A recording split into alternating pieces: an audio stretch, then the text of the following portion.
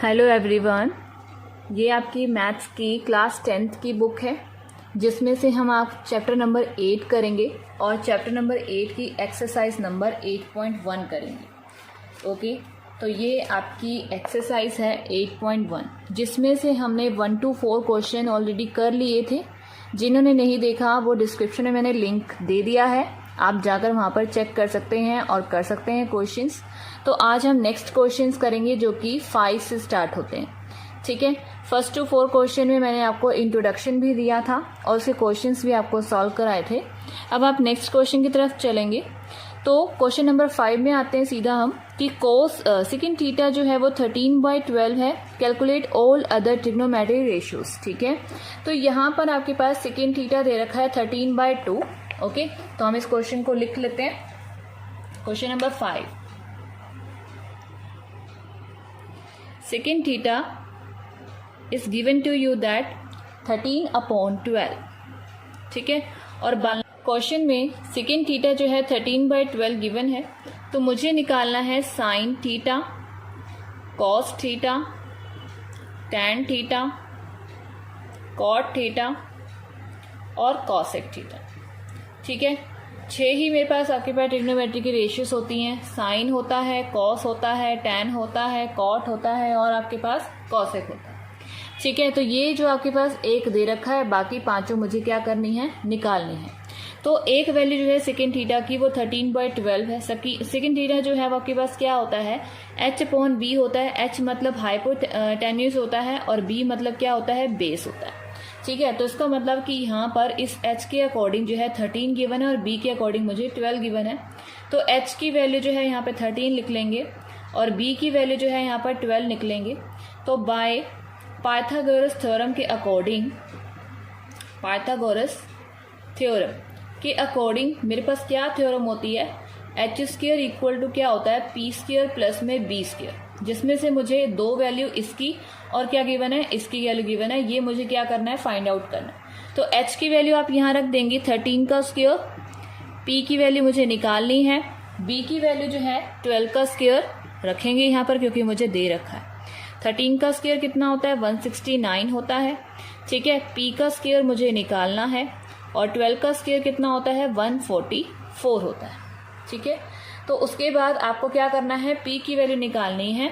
तो p² की वैल्यू क्या आएगी, 169 में से 144 को हम क्या करेंगे, माइनस करेंगे तो आपका 25 आएगा।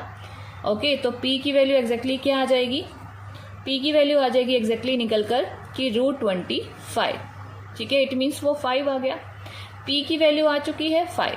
ठीक है, और b और h तो ऑलरेडी हमारे को गिवन ही था, तो मुझे ये पांचों वैल्यू निकालनी है। साइन की वैल्यू कैसे निकालते हैं, p/h करके।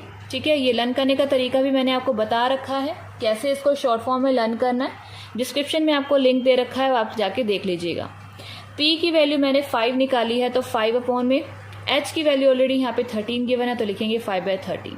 ठीक है, कॉस की वैल्यू जो है b/h होती है, b की वैल्यू ऑलरेडी गिवन है 12, h की वैल्यू यहाँ पे दे रखी है 13। ठीक है, tan की वैल्यू p/b होती है, p की वैल्यू ऑलरेडी है 5 और b की वैल्यू है यहाँ पर 12। यानी जो जो वैल्यू मेरे को दे रखी है सिर्फ उठा के मुझे यहाँ पुट करनी है। और कोट की वैल्यू जो है b/p होती है, यानी कि 12 वो क्या हो जाएगा, 5। ठीक है, कॉसेक की वैल्यू, अगर साइन की वैल्यू p/h है तो कॉसेक h/p उल्टा होता है उसका। तो h की वैल्यू 13 है और p की वैल्यू कितनी है आपके पास, 5। तो ये क्वेश्चन नंबर 5 इज कंप्लीट। ठीक है, you can take the screenshot of this question और उसके बाद हम आगे बढ़ेंगे। ओके, नेक्स्ट क्वेश्चन की तरफ चलते हैं। Okay, question number 6 is given to you that cos A is equal to cos B and angle A angle B are the acute angle. Acute angle होते हैं जो 90 से क्या होते हैं, कम होते हैं। ठीक है, less than 90 degree, less than 90 degree, जो 0 से 90 के बीच में आते हैं एक्चुअली एंगल, उसको हम कौन से एंगल बोलते हैं, एक्यूट एंगल बोलते हैं। और शो करना है कि एंगल ए एंगल बी के इक्वल होगा। तो सबसे पहले अगर यहाँ पर मैं cos A equal to cos B, जो मुझे क्वेश्चन में गिवन है, मैं पहले उसी को नोट कर लेती हूँ। cos A cos B के इक्वल है और एंगल जो है आपके पास एक्यूट है, यानी दोनों ही एंगल को मैं, अगर मैं कहूँ कि 90 से कम है तो 90 माइनस A कर दूँ, कम है ना 90 से, तो 90 माइनस A हो गया। इक्वल टू में cos B भी आपके पास क्या आ गया, 90 माइनस B हो गया। ठीक है। तो ये कॉस और कॉस दोनों क्या हो गए, इक्वल। कॉस 90 माइनस ए की जो वैल्यू होती है वो साइन होती है, ये एक फॉर्मूला होता है, ठीक है। और कॉस 90 माइनस बी की वैल्यू भी क्या हो जाएगी, साइन भी हो जाएगी, ठीक है। तो इसका मतलब क्या है कि एंगल ए और एंगल बी दोनों इक्वल, क्योंकि साइन साइन दोनों कॉमन ही है, तो इसलिए हम कह सकते हैं कि जो एंगल ए है वो एंगल बी के इक्वल है, ठीक है। Then hence proved. Okay, so यहाँ लिख सकते हो आप कि हेंस प्रूव्ड, ठीक है। ये क्वेश्चन नंबर आपका 6 था। चलते हैं क्वेश्चन नंबर 7 पे। ओके, क्वेश्चन नंबर 7 में आपको दे रखा है कॉट की वैल्यू। कॉट की वैल्यू होती है आपके पास बी अपॉन पी होती है।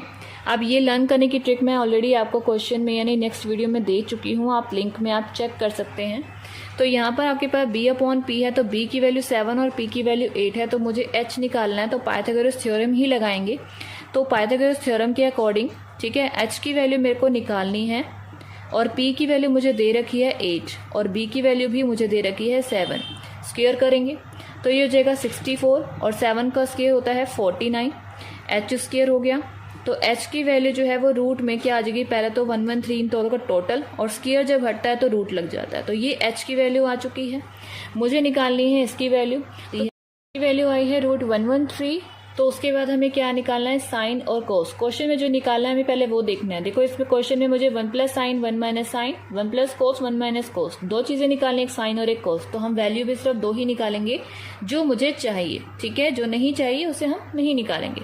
साइन की वैल्यू p अपॉन एच होती है, तो p की वैल्यू मेरे पास 8 है और h की वैल्यू मैंने निकाली है जो 113 है रूट में। और कोस की वैल्यू क्या होती है, b अपॉन एच है, b की वैल्यू जो है वो 7 है और h की वैल्यू रूट 113 है। दोनों वैल्यू निकल गई। जो निकालना है हम उस पर आ जाते हैं। 1 प्लस साइन का मतलब 1 प्लस 8 अपॉन रूट 113, ठीक है। और 1 माइनस साइन इसका मतलब 1 माइनस 8 अपॉन रूट 113, ठीक है। और सेम नीचे हम प्रोसीजर करेंगे। 1 प्लस कोस है तो 1 प्लस कोस की वैल्यू 7 अपॉन रूट 113 है और 1 माइनस कोस है यानी 1 माइनस 7 अपॉन रूट 113 है, ठीक है। तो ये हमें सॉल्व करना है। सॉल्व करने के बाद जब आएगा, देखो ये a plus b a minus b का फॉर्मूला लग रहा है जो कि a square minus b square का होता है, आप वो भी लगा सकते हो, इसको डायरेक्ट मल्टीप्लाई भी कर सकते हो। तो मैं फॉर्मूले से ही कर रही हूँ क्योंकि उससे ईजी पड़ेगा। तो ये हो जाएगा 1 स्क्वायर माइनस 8 अपॉन रूट 113 का होल स्क्वायर, ठीक है। और सेम नीचे हो जाएगा 1 square minus root 7 upon root 113 का होल स्क्वायर, ठीक है। अब जब इसे सॉल्व करेंगे तो मैं इसको सॉल्व मैं यहाँ पे करके दिखाती हूँ। ओके, तो इसके बाद जो सॉल्यूशन है, देखो ये 1 स्क्वायर है, 1 स्क्वायर का तो 1 ही हो गया, ठीक है। और 8 का स्क्वायर यानी 64 अपॉन में क्या आ गया 113, क्योंकि जब स्क्वायर से रूट हटता है तो वो रूट कैंसिल हो जाता है। नीचे भी आपके पास 1 माइनस में 49 अपॉन में 113 आएगा। अब इसके नीचे कुछ नहीं है तो इसके नीचे हम 1 एज्यूम करके एलसीएम लेंगे। तो एलसीएम लेने के बाद एलसीएम आपका 113 आएगा ऊपर का, तो 113 में से 64 आपको क्या करने पड़ेंगे, माइनस करने पड़ेंगे, ठीक है। और नीचे भी आपको सेम सॉल्व करना है, तो ये भी हो जाएगा 113 में से आपका 49 माइनस हो गया। ये सारा प्रोसेस मैंने एलसीएम लेके करा है, ठीक है, कुछ ज्यादा नया प्रोसेस नहीं है। 113 माइनस 64 आप जब करेंगे तो आपके पास बचेगा 49, ठीक है। और आपके पास 113 में से 49 माइनस हो गया तो बचेगा 64। तो बस इसके बाद तो कोई सॉल्यूशन है नहीं, तो यही आपका क्या माना जाएगा, आंसर। तो ये क्वेश्चन नंबर 7 का आंसर है। बढ़ते हैं क्वेश्चन नंबर 8 की तरफ। हाँ जी, क्वेश्चन नंबर 8 आपको दे रखा है कि 3 cot a is equal to 4 है, ठीक है। 3 cot a is equal to 4 है, तो you have to check whether that this equation will be that equal this equation और नॉट, ठीक है। यानी इक्वेशन इसके इक्वल है या फिर नहीं है, हमें सिर्फ बताना है। तो cot a जो है देखो यहाँ 3 से मल्टीप्लाई हो रहा है, ठीक है। बाकी क्वेश्चन में तो ऐसा नहीं था, तो हम क्या करेंगे, 3 को मल्टीप्लाई हो रहा है तो उसको नीचे लाके क्या कर देंगे, डिवाइड कर देंगे। तो cot a की वैल्यू क्या आ जाएगी, एग्जैक्टली कि 4/3 आ जाएगी। cot की वैल्यू आपको पता ही है, फॉर्मूले के अकॉर्डिंग क्या होती है, b अपॉन p होती है, ठीक है। और मुझे ये चीज चेक करनी है। चेक करने का मतलब कह लो कि प्रूफ ही करना हो गया, कि बताना है कि है या नहीं है, यस और नो का आंसर बताना है। तो उसके लिए हमें क्या करना पड़ेगा, ये आपकी जो लेफ्ट साइड है वो लेफ्ट हैंड साइड है और जो राइट साइड है वो उसे हम राइट हैंड साइड बोलेंगे, ठीक है। तो दोनों को ही हम सॉल्व करेंगे, पहले लेफ्ट लेफ्ट फिर राइट। ठीक है, तो उसके लिए हमें क्या करना है, पहले tan और cos और sin, तीन चीजें दिख रही हैं तो तीनों को निकालना पड़ेगा। तो पाइथागोरस थ्योरम तो हर क्वेश्चन में आपके पास लग ही रहा है। ठीक है, तो वो तो आपको पहला स्टेप करना ही है। तो h की वैल्यू आपको यहाँ से निकालनी है, p की वैल्यू 4 है यहाँ पर क्वेश्चन के, 3 है। ठीक है, और b की वैल्यू जो है वो 4 है। ठीक है, तो यहाँ पर आपको h स्क्वायर की वैल्यू जो है क्या मिल जाएगी, 9 + 16, यानी h की वैल्यू आ जाएगी रूट का 25, यानी h क्या आ जाएगा 5, क्योंकि रूट 25 क्या होता है, 5 होता है। तो क्या निकालना है मुझे पहले tan cos और sin की वैल्यू चाहिए एग्जैक्टली। ठीक है, तो उसको हम पहले निकालेंगे। ओके, तो सबसे पहले tan A P/B होता है, जो कि 3/4 हो जाएगा। ओके, उसके बाद साइन चाहिए, तो साइन की वैल्यू क्या होगी, साइन A की P/H होगी। ठीक है, तो P आपके पास है 3, H मैंने निकाला है 5। ठीक है, और ऐसे ही cos की वैल्यू क्या आएगी, 4/, में क्या आ जाएगी, 5 आ जाएगी। ठीक है, तो वो भी हम लिख देते हैं यहाँ पर, यहाँ लिख रही हूँ मैं कि cos A की अगर मैं निकालूं वैल्यू तो वो आपके पास B/H होता है। तो B की वैल्यू मेरे पास यहाँ 4 है और H की वैल्यू मैंने यहाँ 5 निकाली। तो तीनों वैल्यू मेरी निकल चुकी हैं, एक ये वाली ये रही, दूसरी ये रही और तीसरी ये। तो तीनों को हम क्या करेंगे, इस वाली इक्वेशन में पुट करेंगे, जो मुझे आपको सॉल्व करके दिखाना है। तो सबसे पहले मैं 1 - tan स्क्वायर की बात करूं तो 1 - tan की वैल्यू मैंने क्या निकाली है, 3/4। तो 3/4 का यहाँ पे होल स्क्वायर आ जाएगा, नीचे 1 + 3/4 का होल स्क्वायर आ जाएगा। तो लिखेंगे इसको, तो सॉल्व करेंगे तो 1 - 9/16, सेम नीचे भी आपके पास 1 + 9/16। ठीक है, तो इसका जो है एलसीएम लेंगे, तो एलसीएम लेके आप जब सॉल्व करोगे 16 - 9 यानी 7/16 होगा। ठीक है, और नीचे भी क्या हो जाएगा, 25/16 हो जाएगा। तो ये 16 से 16 कैंसिल हो गया, तो बचा मेरे पास 7/25। ठीक है, ये तो है। अब ये तो है हमारी लेफ्ट हैंड साइड की बात हुई। अब आप राइट साइड पे आते हैं। राइट हैंड साइड मेरी जो है वो cos स्क्वायर माइनस में sin स्क्वायर है। तो मैं इसकी साइड को यहाँ पे चेंज कर रही हूँ कि cos की वैल्यू जो है आपके पास ये देखो 4/5 है, तो 4/5 का मैंने होल स्क्वायर लिखा। sin की वैल्यू मैंने निकाली थी 3/5। ठीक है, तो 3/5 का यहाँ पर क्या कर देंगे, होल स्क्वायर लिख देंगे। ठीक है, तो जब आप इसमें ऐसे करेंगे तो सॉल्व करके आपके पास क्या आएगा, 16/25 माइनस 9/25। अब जब इसका एलसीएम लेके आप सॉल्व करेंगे, ठीक है, तो आपके पास क्या बचेगा, 16 - 9, जो कि क्या होता है, 7/25 होता है। ठीक है, अब देखो राइट हैंड साइड की वैल्यू भी आपके पास 7/25 आई और लेफ्ट हैंड साइड की वैल्यू भी आपके पास 7/25 ही है, यानी दोनों क्या हैं, इक्वल हैं। इसका मतलब we can say that the this value will be equal to this value. It means left hand side will be equal to right hand side. तो answer will be that we can say yes. Okay, this is the solution of question number 8। बढ़ते हैं next question की तरफ। Number 9 is given to you that tan A 1/√3 है और आपको क्या निकालना है, sin A cos C plus cos A sin C। ठीक है, तो इसका मतलब है sin A cos C plus cos A और sin C। ठीक है, अब देखो यहाँ पे दो चीजें दिखाई दे रही हैं एंगल में, एक A दिख रहा है और एक C दिख रहा है। तो हमें क्वेश्चन भी दो एंगल से करना पड़ेगा, एक A से और एक C से। जो चीज मुझे निकालनी है, अगर A मुझे निकालना तो A को हमें यहाँ रखना पड़ेगा, C को निकालना तो C को यहाँ रखना पड़ेगा। ठीक है, तो इसलिए यहाँ पे क्वेश्चन दो बार होगा क्योंकि एंगल दो निकालने हैं, दैट्स। तो tan A की वैल्यू जो है वो P/B होती है, तो वहाँ पे H की वैल्यू निकालनी होती है जो कि P² प्लस B² निकलती है, ये आप जानते ही हैं। H की वैल्यू मुझे चाहिए। ठीक है, तो P की वैल्यू कितनी आएगी, यहाँ से 1 का स्क्वायर, B की वैल्यू कितनी आएगी, √3 का स्क्वायर। ठीक है, तो 1 का स्क्वायर 1, √3 का स्क्वायर 3, तो H स्क्वायर आपके पास आ गया कितना, 4। तो H की वैल्यू यहाँ से निकलेगी आपके पास 2। ठीक है, H की वैल्यू आ गई।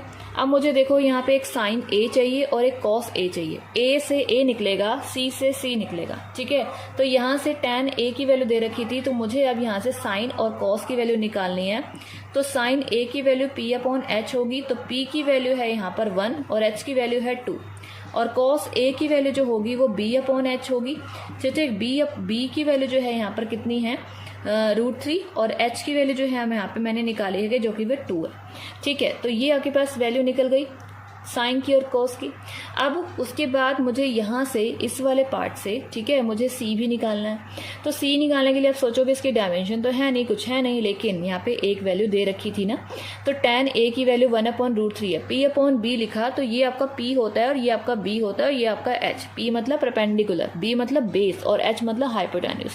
तो p की वैल्यू का मतलब है कि मुझे bc दे रखा था ना 1, तो यहाँ पे bc कहाँ है, नीचे, इसका मतलब ये 1 है, ठीक है। और उसके बाद मेरे को क्या है, b की वैल्यू √3 है, तो b का मतलब इसके अकॉर्डिंग b ये था और इसके अकॉर्डिंग b कौन सा है, इसके अकॉर्डिंग जो b है यहाँ पे √3 था, √3 मतलब ab की वैल्यू यहाँ पर कितनी है, √3, ठीक है। इसका मतलब है कि मुझे √3 और 1 गिवन है, यानी मुझे यहाँ पर p दे रखा है ये और b दे रखा है ये, मुझे क्या निकालना है, सेम h निकालना है। तो h तो सेम ही आएगा कि p और b की आपकी जो कंडीशन है वो चेंज हो चुकी है, वैल्यू तो आपके पास सेम ही आएगी h की निकल के, जो भी आप पाइथागोरस थ्योरम लगाओगे तो सेम ही आएगी। तो h की वैल्यू इट मीन्स यहाँ पर भी कितनी निकलेगी, 2 ही निकलेगी। तो मुझे सिर्फ क्या निकालना है, cos c और क्या निकालना है, sin c, ठीक है। तो cos c की वैल्यू भी b/h करके ही आएगी। तो b की वैल्यू मैंने क्या लेट की है यहाँ 1 और h की वैल्यू मेरे पास है ऑलरेडी 2। तो sin की वैल्यू p/h होती है, तो p की वैल्यू मेरे पास क्या आई थी, √3 और h की वैल्यू सिर्फ √2 ही आया। तो आपके पास जो वैल्यू निकालनी है इसमें वैल्यू रख देंगे। sin a मैंने यहाँ से निकाला था, देखो यहाँ से 1/2 आया था ना, अब मैं सिर्फ वैल्यू रख रही हूँ 1/2। cos c की वैल्यू जो है वो भी क्या आई थी, 1/2, तो वो भी रख देंगे। cos a की वैल्यू क्या आई थी, √3/2 आई थी, वो भी आप रख देंगे, ठीक है। और sin c आए तो sin c की वैल्यू भी क्या आई थी, √3/2, वो भी हम यहाँ पर रख देंगे। सॉल्व करेंगे 1/4 और प्लस में क्या आ जाएगा, 3/4, ठीक है। एलसीएम लेके जब इसे सॉल्व करेंगे आप तो क्या आएगा, 1 + 3, इट मीन्स कि वो आपके पास हो जाएगा 4/4, ठीक है। 4/4 का मतलब कि कैंसिल आउट हो गए, वो क्या बचा, सिर्फ 1। तो आपके पास आंसर क्या आएगा, 1 आएगा, ठीक है। तो आई होप कि आपको ये क्वेश्चन समझ में आया होगा। तो नेक्स्ट क्वेश्चन में पढ़ते हैं। तो क्वेश्चन नंबर नेक्स्ट 9th का सेकंड पार्ट ही है कि cos a cos c minus sin a sin c आपको निकालना है, ठीक है। ये आपका क्वेश्चन है, क्वेश्चन नंबर 9th का second part, cos a cos c minus sin a sin c, right. तो यहाँ पर आपको क्वेश्चन में जो आपको दिखाई दे रहा है ये आपको निकालना है ये, ठीक है। इसके अकॉर्डिंग जो है हम ऑलरेडी वैल्यू पार्ट निकाल चुके हैं, तो उसको क्या लिखेंगे हम यहाँ पर, sin a की वैल्यू हमारी फर्स्ट पार्ट से आई थी निकलकर 1/2, ठीक है। और sin c की जो वैल्यू आई थी वो आपके पास आई थी √3/2, ठीक है। और सेम ऐसे ही cos a की जो वैल्यू आई थी वो √3/2 आई थी और cos c की वैल्यू जो आई थी वो आपके पास 1/2 आई थी, ठीक है। तो ये चारों वैल्यू मेरे पास निकल चुकी है, जो मैं फर्स्ट पार्ट में ऑलरेडी बता चुकी हूँ। तो आपको मुझे क्या करना है कि cos a cos c minus sin a sin c ये निकालनी है। तो चारों वैल्यू को हम इसमें पुट कर देंगे। cos a √3/2 है, लिख देंगे यहाँ पर √3/2, ठीक है। और cos c 1/2 है, तो लिख देंगे यहाँ 1/2, माइनस sin a है मेरे पास कितना, 1/2, ठीक है। और यहाँ पर sin c है, तो लिख देंगे आप sin c कितना है, √3/2, तो लिख दो यहाँ पर, ठीक है। तो ये हो जाएगा √3/4 और माइनस का √3/4, तो ये दोनों वैल्यू कट गई तो बचा आपका आंसर 0, ठीक है। नेक्स्ट क्वेश्चन है आपके, नेक्स्ट क्वेश्चन में देखिए क्या है। नेक्स्ट क्वेश्चन में है आपके पास ट्रायंगल PQR, ठीक है। राइट एंगल है Q पे, PR जो है वो QR प्लस करके 25 है और यहाँ पे PQ की वैल्यू जो है 5 सेंटीमीटर। तो डिटरमाइन करो यहाँ पर sin P cos P tan P, right. तो यहाँ पर आपको एक्चुअली राइट एंगल ट्रायंगल आपके पास PQR है, तो मुझे sin P cos P tan P निकालना है। तो मैं आपको ऑलरेडी बता चुकी हूँ कि जब कोई भी एंगल आपको निकालना होता है तो उस एंगल को हम कहाँ रखते हैं, इस कोने पे रखते हैं, ठीक है, इस कोने पे, ठीक है। मुझे P एंगल निकालना, तो P को मैं यहाँ रखूंगी और राइट एंगल किस पे है, वो Q पे है। इसका मतलब Q पे तो 90 डिग्री का बनेगा ही, बाकी बचा R तो वो ऊपर चला जाएगा, ठीक है। और इसमें से जो डायमेंशन दे रखी है वो PQ दे रखी है, सिर्फ ये, ठीक है। PQ की वैल्यू मुझे दे रखी है और PR प्लस QR जो है वो मेरे को मिलाकर दे रखा है 25, ठीक है, 25 सेंटीमीटर दे रखा है। तो अब देखो ये एक राइट एंगल ट्रायंगल है, ये डायमेंशन मुझे गिवन है, ठीक है। तो हम ब्रैकेट में लिख देंगे यहाँ पर कि ये गिवन है मुझे। उसके बाद देखो ये एक राइट एंगल ट्रायंगल है, according to this triangle this is a hypotenuse, this is a perpendicular and this is a base, ठीक है। अकॉर्डिंग टू दिस इक्वेशन ना, तो इसका मतलब hypotenuse square it means PR का स्क्वायर, ठीक है, इक्वल होता है PQ square plus RQ square, यही होगा पाइथागोरस थ्योरम के अकॉर्डिंग। पी आर की वैल्यू मुझे नहीं दे रखी तो हम पी आर को पी आर ही लिखेंगे। पी क्यू की वैल्यू मुझे दे रखी है कितनी 5, ठीक है, तो मैं 5 रख दूंगी। आर क्यू की वैल्यू मुझे नहीं पता तो मैं आर क्यू को भी as it is R Q ही रखूंगी, ठीक है। तो मेरे पास क्या बन गया, P R square equal to 25 प्लस में आर क्यू का होल स्क्वायर, ठीक है, आर क्यू का होल स्क्वायर। ओके, तो उसके बाद देखो यहाँ पर क्वेश्चन है कि P R plus Q are equal to आपके पास 25 है, ठीक है, और यहाँ पे P R square equal to 25 plus are Q है। तो इसको हम क्या करेंगे, यहां से इस इक्वेशन को उठाते हैं। तो इस इक्वेशन में से हम क्या करेंगे, पी आर की वैल्यू अगर मैं निकालूं तो वो मेरे पास होएगी 25 माइनस क्यू आर, ठीक है। ये वाली इक्वेशन मैंने निकाली है जो गिवन इक्वेशन थी। अब इस इक्वेशन को मैं यहाँ पुट कर देती हूँ तो ये हो जाएगा आपके पास कि 25 माइनस क्यू आर का होल स्क्वायर। पी आर की जगह मैंने शिफ्ट किया इस वाली वैल्यू पे, ठीक है, और बाकी चीजों को तो मैंने टच भी नहीं किया तो उसको मैं एज इट इज लिख दूंगी, लिख दिया, ठीक है। अब यहाँ पे a माइनस बी का होल स्क्वायर यहाँ आइडेंटिटी बन रही है तो आप इसे ओपन कर सकते हैं, a square plus b square minus 2ab।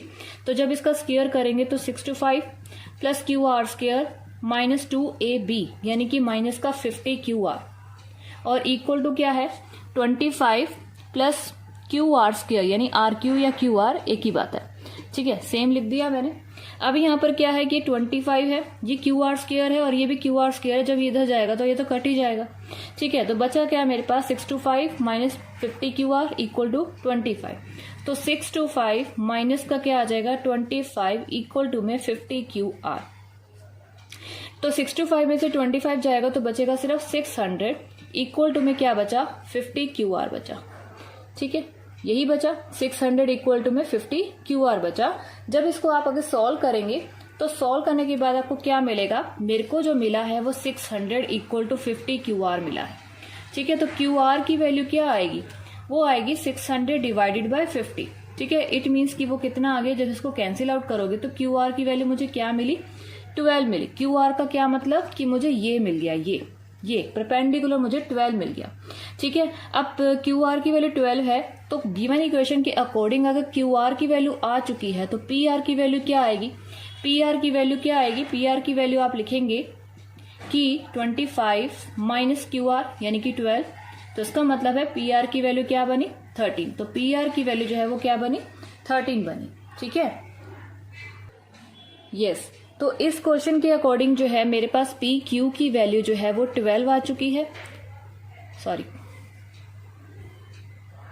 तो इस क्वेश्चन के अकॉर्डिंग पी क्यू की वैल्यू मेरे को 5 गिवन थी, आर क्यू या क्यू आर जो मैंने निकाला वो 12 आया और आर पी, ठीक है, निकाला तो मैंने आपके पास क्या निकल कर आया वो आपके पास 13। ये तीनों डायमेंशन आ चुकी हैं, ठीक है। ये आपका एच माना गया है, पी आर क्यू आपका परपेंडिकुलर माना गया और ये आपका बेस है।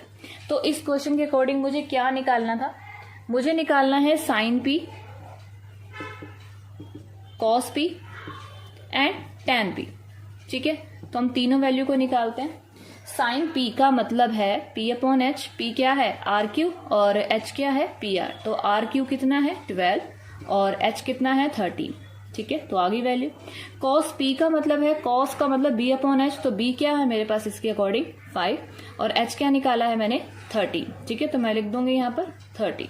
टैन की वैल्यू पी अपॉन बी होती है, तो पी आपका क्या है 12 और बी आपके पास क्या था 5। तो ये आपका आंसर है। ये क्वेश्चन नंबर 10 जो है आपके पास वो कंप्लीट हो चुका है, ठीक है, this is your answer. Okay, तो क्वेश्चन नंबर लास्ट जो आपके पास है वो ट्रू फॉल्स है, ये भी मैं आपको बता रही हूँ। तो state whether the following are the true और फॉल्स, ठीक है, सिर्फ बताना है कि ट्रू है कि फॉल्स है। तो फर्स्ट आपके पास है the value of tan a is always less than 1, no, ठीक है, यस, मतलब कहने का मतलब फॉल्स है। इसका मतलब है कि tan a की वैल्यू कभी भी लेस देन 1 हो सकती है, नहीं, ऐसा कुछ नहीं है, क्योंकि tan a की वैल्यू हमने पॉजिटिव भी ली है। लेस देन 1 का मतलब होता है नेगेटिव, तो नेगेटिव वैल्यू तो कभी हमने देखी ही नहीं, अभी तक हमने tan की निकाली तो ओके। तो उसके बाद यहाँ पे सेकेंड का लास्ट पार्ट है आपके पास क्वेश्चन नंबर 11। ये चैप्टर खत्म, मतलब एक्सरसाइज खत्म हो जाएगी इसके बाद। तो ये ट्रू फॉल्स है। फर्स्ट आगे बाद the value of tan a is always less than 1, no, it's false, क्योंकि tan a की वैल्यू जरूरी नहीं है कि वो लेस देन 1 हो। पॉजिटिव भी हमने देखी है, सारी वैल्यू हमने ऑलरेडी पॉजिटिव ही निकाली है, तो ये फॉल्स है। सेकेंड a की वैल्यू अगर दे रखी हो तो सारे एंगल्स निकाले जा सकते हैं, यस ट्रू। थर्ड है cos A is abbreviation use for the cosec of angle a. No, cos और cosec अलग अलग चीजें होती हैं, एक जैसी नहीं होती, तो ये भी हमारा फॉल्स है। cot A is a product of cot A and A, नहीं, A जो है वो एंगल होता है, cot के साथ मल्टीप्लाई नहीं होता है। साइन थीटा अगर 4/3 है for some angle of theta, no, ठीक है, साइन थीटा की वैल्यू है 4/3, नॉट की थीटा की वैल्यू 4/3, तो इसका सेकंड पार्ट का आंसर ट्रू है, बाकी सबका फॉल्स है। ओके, अगर आपको ये वीडियो पसंद आई हो तो प्लीज इसे लाइक और शेयर जरूर करें और कमेंट में मुझे बताएं कि आपको किस क्वेश्चन में क्या डाउट है, मैं आपके सारे डाउट क्लियर करूंगी। Okay, thank you.